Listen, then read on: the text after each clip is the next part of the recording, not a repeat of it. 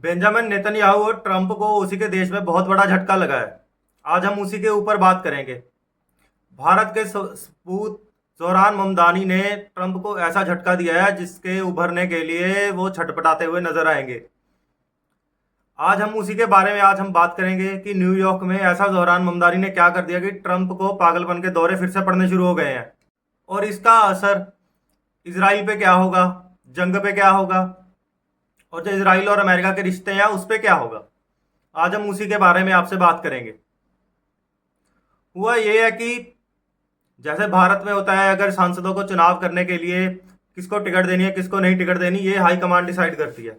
जो ऊपर के बड़े नेता बैठे हैं, जो मलाई ऊपर की बैठी है, जो जिनको मलाई चाटने का शौक पड़ा हुआ है, वो देखते हैं कि भाई किसके बेटे को टिकट देनी है, हमारे बेटे आगे आ जाएंगे।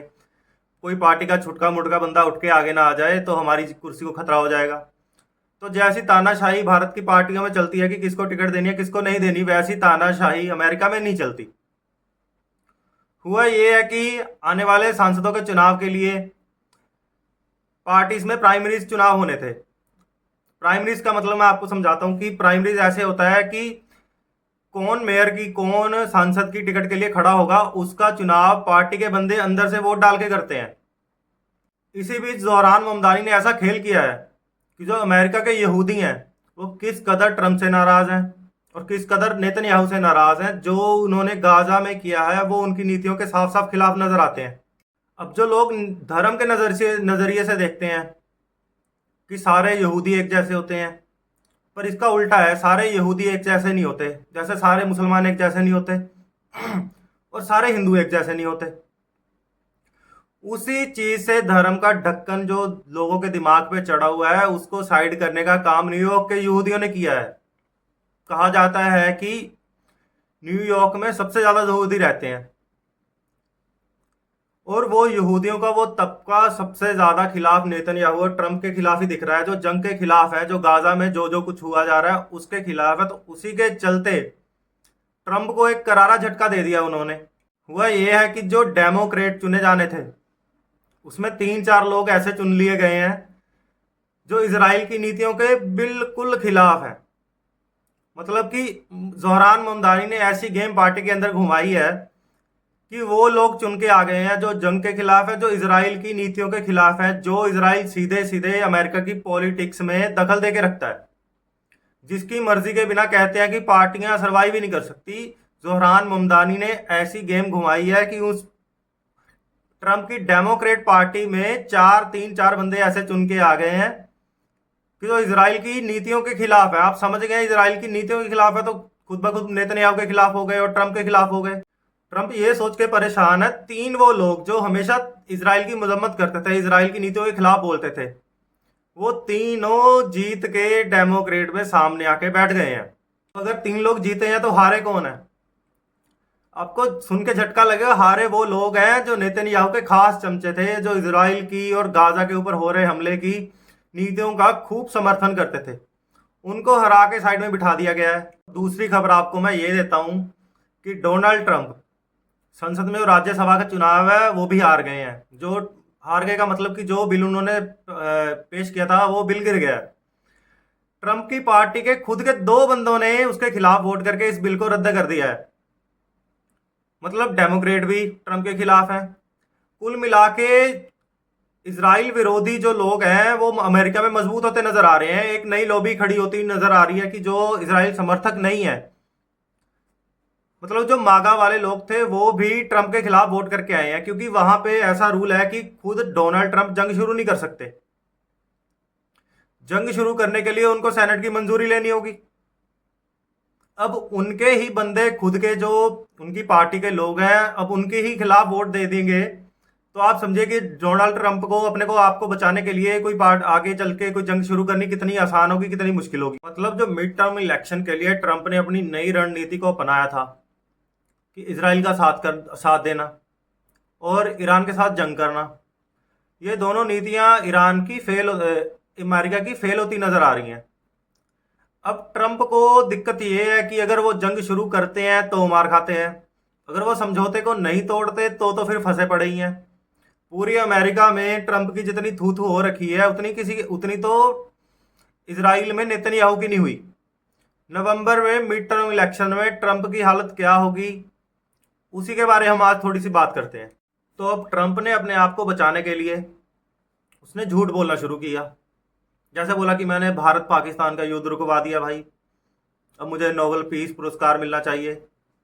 ऐसा कर करके वो हर चीज़ पे झूठ बोलता हुआ चला गया। जैसे हॉर्मुज बंद था, उस पर वो झूठ बोलते चलता गया कि हॉर्मुज तो मैंने खोल दिया, हॉर्मुज तो खुला है, हमारे जहाज आ रहे हैं, जिसको जाना है जाए, जिसको आना है आए। ये बोलते बोलते वो अपने झूठ में फंसता फंसता एक और झूठ बड़ा बोल के चला गया ईरान के ऊपर। ईरान के ऊपर उसने ऐसा झूठ बोला है, आपको सुन के हंसी आ जाएगी। इलेक्शन और इन्हीं झूठों के चलते हुए ट्रंप ने अपने आप को बचाने के लिए एक और दावा कर दिया। ट्रंप ने कहा कि ईरान मान गया है कि वो अपने परमाणु इलाकों का निरीक्षण करवाएगा, उनके अंडर काम करेगा आईएईए के। और ये बात जैसे ही ईरान को पता चली तो ईरान से ऑब्वियसली वहां से जवाब आना ही था। तो ईरान से कड़ा विरोध निकल के इनके सामने, इनके मुंह पे ऐसा तमाचा आके बजा। उन्होंने बोला कि भाई हम किसी से निरीक्षण नहीं करवा रहे, हम पिछले जितने सालों से हम परमाणु का कार्यक्रम चला के बैठे हैं, आईएईए हमारे लगातार विजिट करता रहता है। उसने हमको रिपोर्ट भी दी है कि ईरान न्यूक्लियर बॉम्ब नहीं बना रहा। उसके बावजूद आपने झूठ बोल के हमला हमारे ऊपर किया कि ईरान परमाणु बम बना लेगा। मतलब आप खुद ही आईएईए की नहीं मानते तो हम क्यों उसको अपने अंदर आने दें? और ईरान क्यों चाहेगा कि आईएईए के कैमरे उसकी सीक्रेट ऐसी जगह पे लगे जहां पे उसके पता नहीं कौन कौन से हथियार पड़े हैं, कौन कौन सी सीक्रेट चीजें वहां पे पड़ी हैं। ईरान को इस जंग में इतनी तो अकल आ गई है कि आईएईए वो उसके लिए तो काम करेगी नहीं, क्योंकि सीधे सीधे आईएईए अमेरिका का समर्थन करती है। और दूसरा, आईएईए भी कह रहा है कि परीक्षण तो होने चाहिए। अब ईरान इस जंग में इतना कुछ सीख चुका है, उसने कहा भाई ये क्या बकवास कर रहे हो, आपकी बकवास यहाँ पे नहीं चलने वाली। अब जो चलानी थी आप इसराइल में जाके पहले चलाइए, जो 2 नंबर में अपना परमाणु बम बना के बैठे हैं, जिन्होंने डिक्लेयर भी नहीं किया कि हमारे पास परमाणु बम है। हमने साफ कहा पहले भाई फोर्डो में जाके देखो वहां पे क्या पड़ा है। इसको लेकर ट्रंप की जो फिर से फजीहत होनी शुरू हुई है अमेरिका के अंदर, उसके लिए ट्रंप और गिरते हुए चले जा रहे हैं, और गिरते हुए चले जा रहे हैं। जब से मिड टर्म इलेक्शन नजदीक आती जा रही है, नजदीक आती जा रही है, ट्रंप का दिमागी संतुलन हिलता हुआ जा रहा है। और इसके चलते हुए 23 तारीख को ट्रंप ने फिर से बकवास कर दी। बोला कि no missile capability, no nuclear programme. मतलब अब तक मिसाइल के ऊपर तो कोई बात ही नहीं हुई थी। सारी जंग किसके लिए छेड़ी गई थी कि ईरान न्यूक्लियर बॉम्ब बना लेगा, इससे हमको खतरा है। ये मिसाइल की बात कहाँ से आ गई? ये मिसाइल की बात निकल के आई इसराइल से। इसराइल बोल रहा है कि भाई इनका बैलिस्टिक मिसाइल प्रोग्राम को कैंसिल करो, उससे हमको खतरा है। इसको बोलो कि उतनी लॉन्ग रेंज की मिसाइलें ना बनाएं जो हम तक मार कर सकें। ईरान बोला कि भाई हमारा दिमाग खराब है, हम अपने इस प्रोग्राम को खत्म करेंगे। कुछ दिनों पहले ट्रंप ने इसराइल को खुद ही जवाब दिया था कि अगर तुम्हारे पास मिसाइल रखने का अधिकार है तो ईरान को भी रखने दो। कतर के पास है, सऊदी के पास, सबके पास मिसाइलें हैं, तो ईरान भी रख रहा है, इसमें तुमको क्या तकलीफ हो रही है? Iran having ballistic missiles. Can you elaborate on that? I want to make sure we understand your position. No, I'm saying that if other countries have them, it's a little bit unfair for them not to have some. A ballistic missile is not the same thing as what we're talking about when we talk nuclear. But if Saudi Arabia and Qatar and they all have some, I would say in relative proportion, I think it's okay. That's what I mean. लेकिन इस बंदे को पलटने को 1 minute नहीं लगता। 23 तारीख को खुद से बोल रहा है कि no missile capability, no nuclear plan. इस बंदे को खुद नहीं पता चल रहा कि पता नहीं कौन सा नशा करके बोलता है कि कुछ दिन पहले क्या बोल रहा था और कुछ दिन बाद क्या बोल रहा था। ईरान ने कहा भाई समझौता, जो 14 पॉइंट्स का समझौता है, उसमें तो इसकी कोई बात नहीं थी।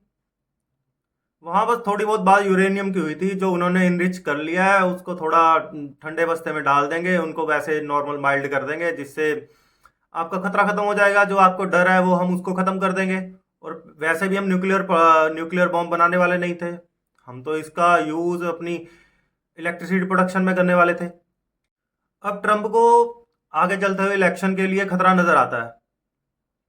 उसको पता है कि ऐसे बयान अगर मैं यहूदियों के समर्थन में दूंगा, झूठे बयान 2-4 छोड़ दूंगा, तो न्यूयॉर्क में यहूदियों की संख्या बहुत है, वो उसके साथ आके खड़े हो जाएंगे। इसी के चलते एक झूठ मार्को रूबियो ने बोला कि भाई जो स्ट्रेट ऑफ हॉर्मुज है उस पर ईरान टोल नहीं वसूलेगा। तो ईरान का बयान उधर से निकल के आया कि भाई ये क्या बोल रहे हो, चलो ठीक है हम तुम्हारी बात मान लेते हैं, टोल नहीं वसूलेगा। लेकिन ईरान ने कहा कि जो ये स्ट्रेट ऑफ हॉर्मुज है ये हमारी संपत्ति है और ओमान की संपत्ति है। अब हमारी प्रॉपर्टी में से गुजरेगा, हम उसको सिक्योरिटी तो देंगे कि उसको कोई का हादसा ना हो जाए, कहीं पे कोई हादसा हो जाए तो उसको बंदों को बचा के लेके आना, कोई पायरेट का हमला हो जाए तो उसके लिए सिक्योरिटी देगा ईरान। तो भाई हम सिक्योरिटी मेंटेनेंस फीस उनसे लेंगे। जबकि जो संधि हुई है उसमें 60 दिन के लिए अमेरिका ने बोला था कि चलो भाई तुम 60 दिन के लिए टोल ले लेना। अब जब से मार्को रूबियो साहब का बयान आया निकल के तो ईरान पीछे हट गया। ईरान बोला भाई चलो चलो साइड हटो, ये हमारी संपत्ति है, हमारी है और ओमान की संपत्ति है, इस पे तुम्हारा कोई अधिकार नहीं है, हम मेंटेनेंस लगाएंगे तो लगाएंगे, आप ऐसे हमको रोक नहीं सकते। और इतनी ट्रंप की हिम्मत भी नहीं है कि ईरान को रोक सके, क्योंकि स्ट्रेट ऑफ हॉर्मुज को ईरान ने खोलने का दावा तो कर दिया, खोल दिया कि दूसरों के लिए हमने खोल दिया, मेंटेनेंस लेके उनसे टोल के नाम पे मेंटेनेंस ले लेंगे, चलो बात खत्म हो गई।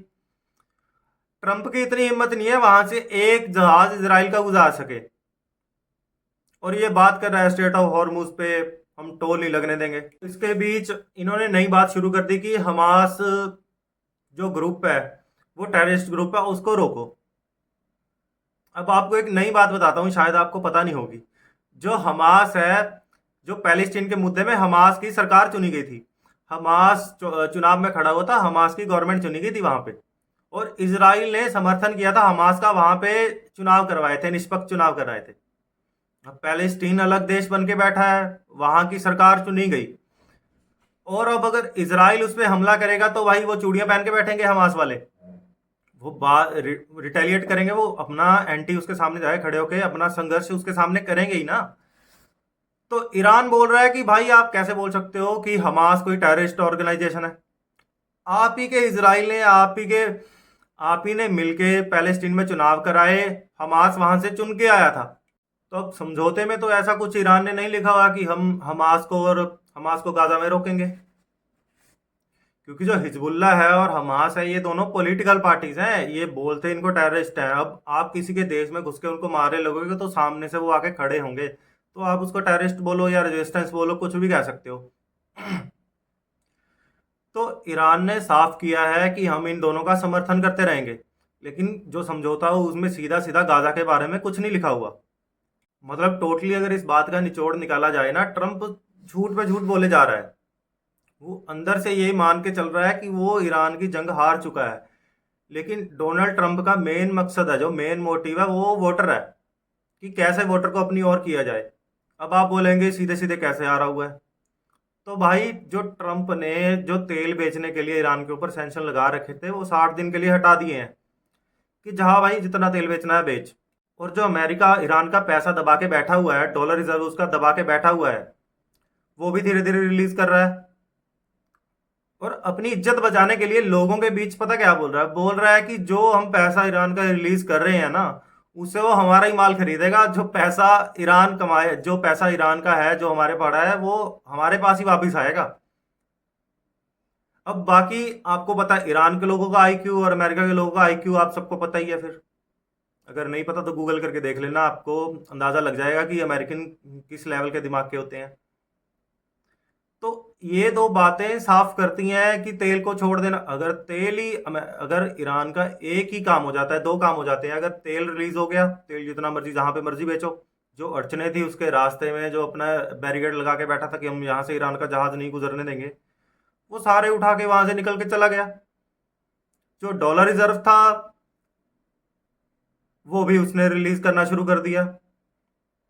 और जो बात अभी स्विट्जरलैंड में इनकी जो अभी बात हुई है, उसके बाद इनकी अमेरिका की टोन बदलती हुई नजर आ रही है।